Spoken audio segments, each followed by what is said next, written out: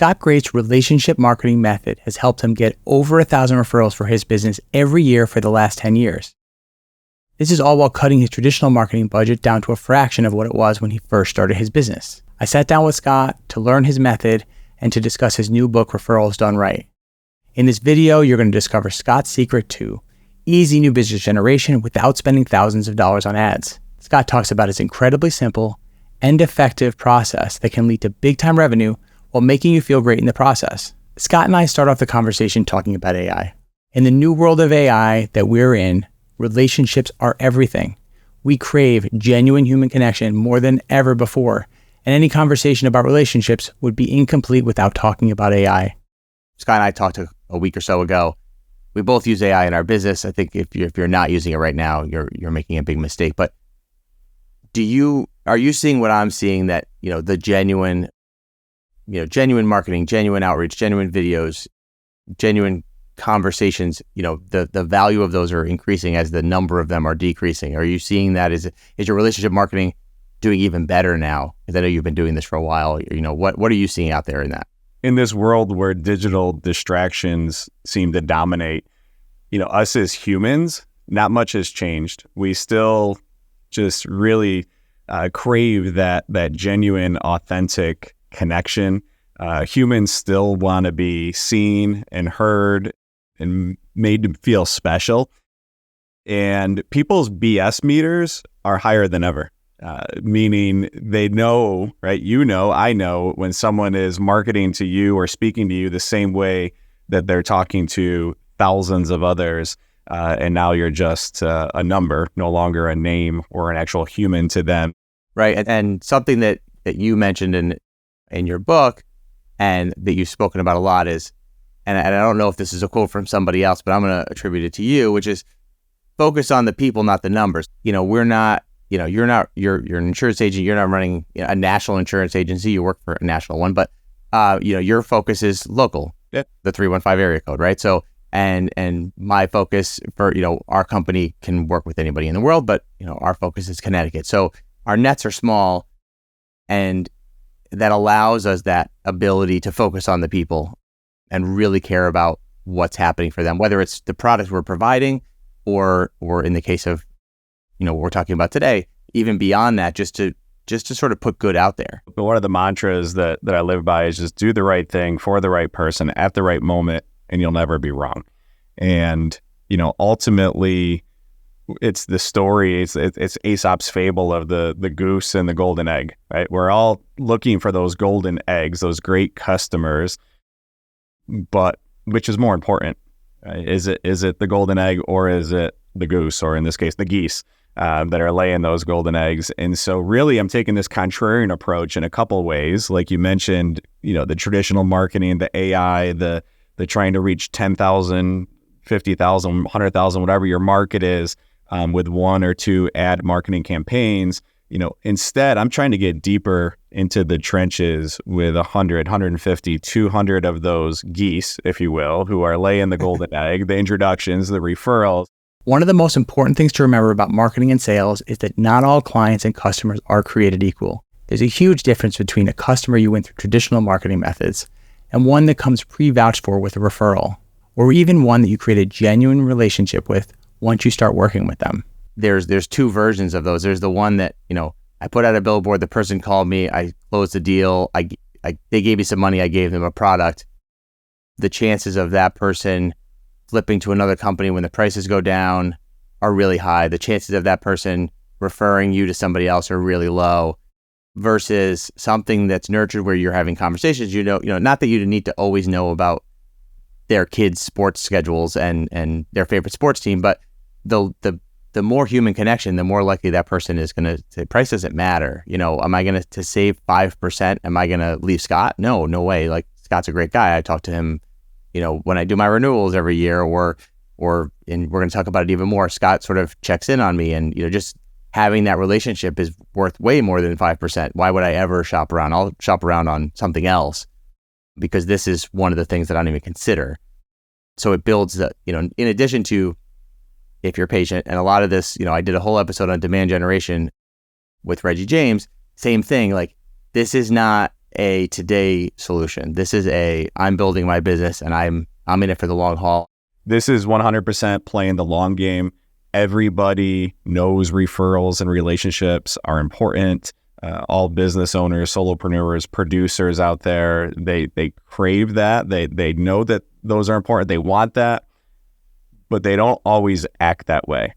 They don't get strategic and intentional and systematic with the process. And really, that's what I'm trying to become a champion for. But I want to go beyond that. I want to kind of peel it a couple layers back and say, who are the people leading me to those customers with consistency? In my industry, it's realtors, it's mortgage brokers, it's car dealers, it's attorneys, right? So how am I strategically and systematically creating meaningful contacts with them so that my phone is ringing in much more than it's ringing out, and I don't have to get into this month-to-month grind and constantly looking for that next, big marketing campaign that's going to be a home run. Scott was struggling when he first started his business. He was on the verge of bankruptcy and foreclosure. And when he looked back on that first year in business, he remembered one special person who had helped him without asking what was in it for her. That realization changed his entire mindset on marketing. And he went from running a failing business to one with over 10,000 clients today. I said, I have to figure out a better way. And it took me a minute to look back on my first year and figure out what was working, what wasn't. And what came to me was this story of Becky Smith, who is a realtor. She owns a real estate brokerage. And she came and visited me my third day in business. I had no idea who she was or what she did. And we had about a 30-minute conversation that was all about me and my family and my hopes and goals for the business. And then it was all about her network and how she could potentially help me and different connections she had in the community. And it wasn't until the very end that I actually knew Becky was a realtor. When she handed me a card, she said, oh, by the way, this is who I am, what I do. And she left. And then about 2-3 weeks later, I got a nice handwritten card from her. Then a few weeks after that, she started connecting with me on social. And a few weeks after that, she introduced me to one of her first-time home buyers. And this went on and on and on. She just kept popping up. And so the magic occurred about 6-7 months after I first met Becky. I was sitting with an older lady who was, we're talking about insurance, and she was selling her home. And she was going to have to, she was downsizing. And I said, who are you using for a realtor? And she goes, gosh, it's been 30 plus years since I've done anything with real estate. I have no idea. And I said, I have to introduce you to Becky Smith.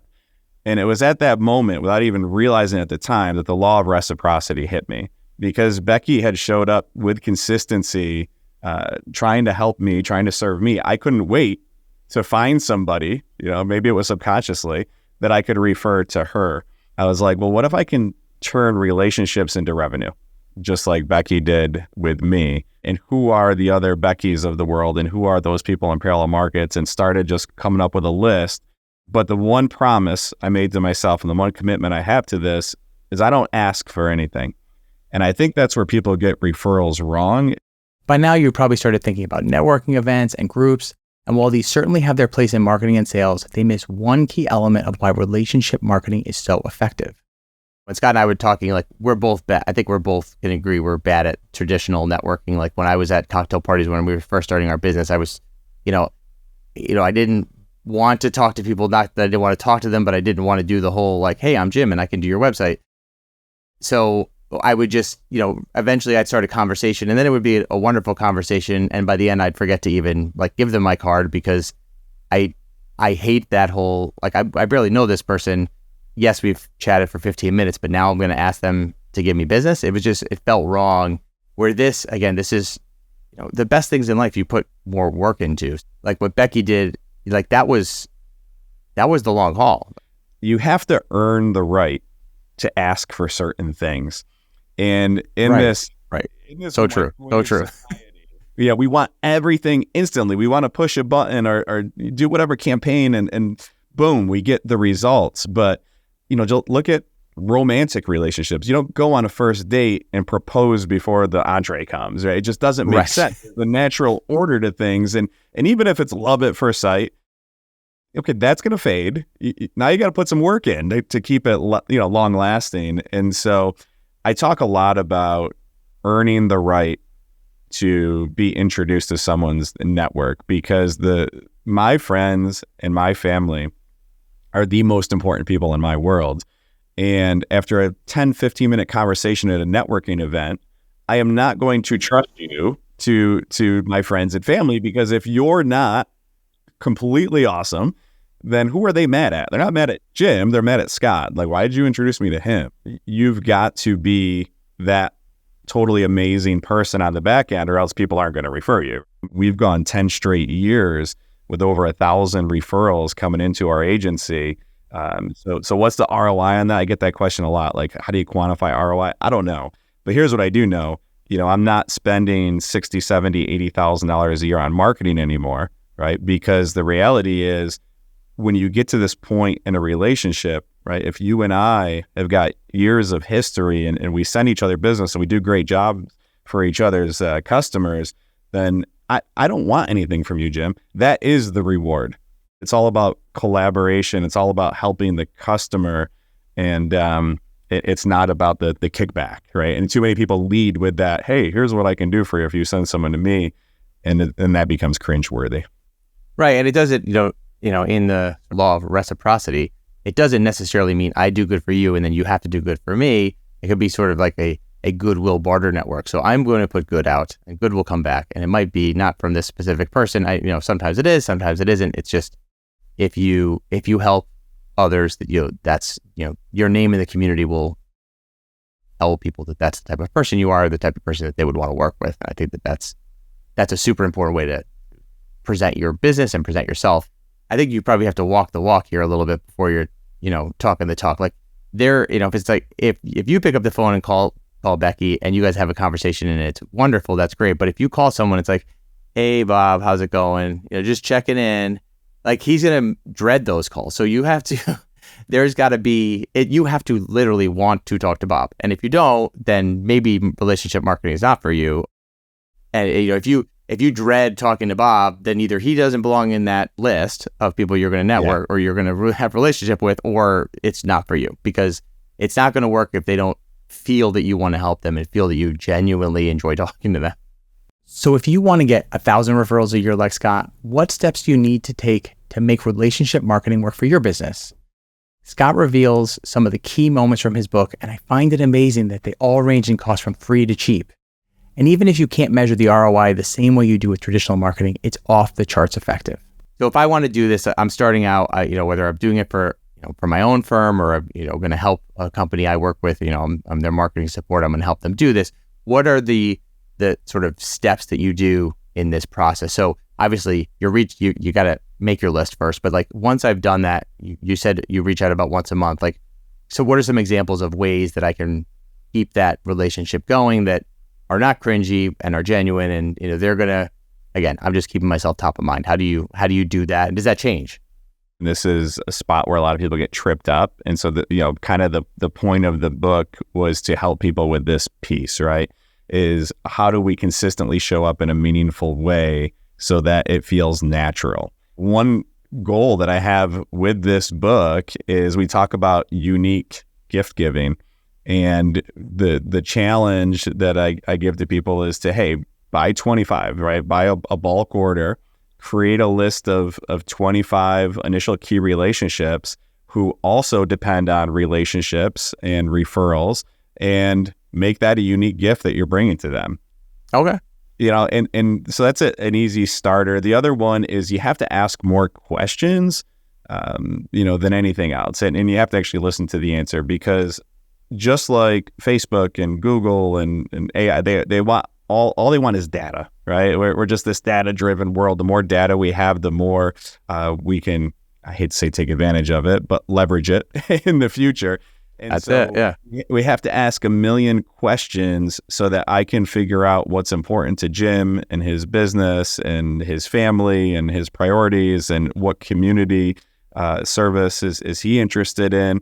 And then we want to capture all of that in the CRM so that we know, because we can't trust our memory, all these things about Jim. And then at the end of that, we want to go, okay, what makes sense next? And it might be as simple as we get personalized, just greeting cards, just from the Scott Grates, right? I've got my signature on the front of it. And then it might just be connecting with him on social. If he's got something coming up, how can I plug or promote his business? Tag him in, something that will help cross-pollinate into my market. I'll look for an article that's specific to your industry that seems pretty interesting or relevant, and I'll just send an email. Hey, Jim, I saw this article. I thought about you. Maybe it will help, what you're trying to do with your business, and I'll send that email. Interesting. And then we can get into deeper things like, how can I serve your employees? Maybe there's a lunch and learn. I'm not going to sell anything, just educational. If they have questions about insurance, and, that's next level stuff, right? Once he trusts me a little bit more, just offering my service. Now, if you're sold on relationship marketing, that doesn't mean you throw all your traditional marketing out the window. You still need a website. As you heard Scott say, social media is integral to his process. However, if done right, relationship marketing can significantly reduce your marketing budget. Scott shares why traditional marketing is still a real important part of his process and how he quantifies relationship marketing ROI. This is not a one-trick pony, right? So I don't want people to think that, right? I run Google ads, and I do a lot with SEO, and I still have a billboard on our highway, because I should have prefaced all of this with, if you're going to consistently show up and not ask for anything and assume that people can find you and know what you do, you got to be doing other things too, so that when you search right. Scott Grates, you realize he's an insurance agent, right? Are there specific challenges that you see come up over and over again other than consistency, or is there or I guess really the real question is, how are you measuring the success of these campaigns? I know, you could probably have in your CRM, good call with Jim, but is there a way you, at the end of a quarter or a year, you can say this is working really well. We tried this new thing. It failed. I don't know what the new thing, we're going to try to throw a party, a summer party. Let's say this is how I'm going to do it. Have everybody there. I'm like Lewis from Ghostbusters, right? All my clients are going to come and it's going to be great. And it's a big, big flop. Did you try stuff and it fails, and how, I guess, all of that, and how do you measure it? We're trying new things all the time that don't work, right? or at least they don't work on the surface. And I struggle to say they don't work because, failure is feedback. And even if it's not, we do this whole thing, we put all this time and effort and energy into. This happened 2 summers ago. We invited everyone to this minor league baseball game. We did all this work where everyone was going to get, coupons for a free soft drink and a hot dog. And we were meeting people at the gate and letting them in. Our clients were all going to be on field doing this whole deal. I had this Savannah's Bananas, 6,000 people were going to be there. It was going to be awesome. I had about 30 people show up. And I've got over 10,000 customers. Something that gets asked a lot is, how do you quantify the ROI on relationship marketing? And the best answer I can give, because ultimately it is about how many referrals did you get. And I mentioned earlier, our goal is 85 a month or more, and that puts us right around 1,000 a year. And so we certainly want the lagging results to show up so we can justify this stuff, and we do. But none of that happens without, again, the planting of the seeds. And so month to month, we run off a 12-week year. So every 12 weeks, we pause and reflect and look at the last 12. And we just look at leading indicators, right? How many people did we add as far as key relationships? How, did we consistently get out and do all of our contacts? What information did we gain? Did we do a lunch and learn? Or did we have a cross promotion, a collaboration? And how much data did we get? Did we collect? Because in 3-4 months from now, when I show up at Bob's place with a thoughtful gift that's based around something he mentioned 4 months ago, that unique to him or his family or his business, that just goes so much further than a random drop by with cookies or donuts. Or the other thing that kills me is, don't bring your business swag. I mean, you can bring it, but bring it in addition to something, because probably the worst gift that you can give is, hey, Jim, here's a t-shirt from my you go ahead and wear my t-shirt to promote my business. It's like, Jim's like, no, I don't want that. Right. Right. And usually these shirts are uncomfortable and are huge and they're ugly. Yeah. See, I tell people all the time that, we've sold over 10,000 policies, but we've never sold any of them. And I truly believe that if you're trying to sell or push or, just cram something into a place that it's not wanted, you're doing it the wrong way. I really want to thank Scott for such a great conversation. If you want to learn more about relationship marketing, check out his new book, Referrals Done Right. I have links below for where you can find Scott and where you can order the book. If you want to listen to our entire conversation, that link is below as well. And if you're interested in learning about another non-traditional marketing technique, I have a great video on demand generation that I know you'll love.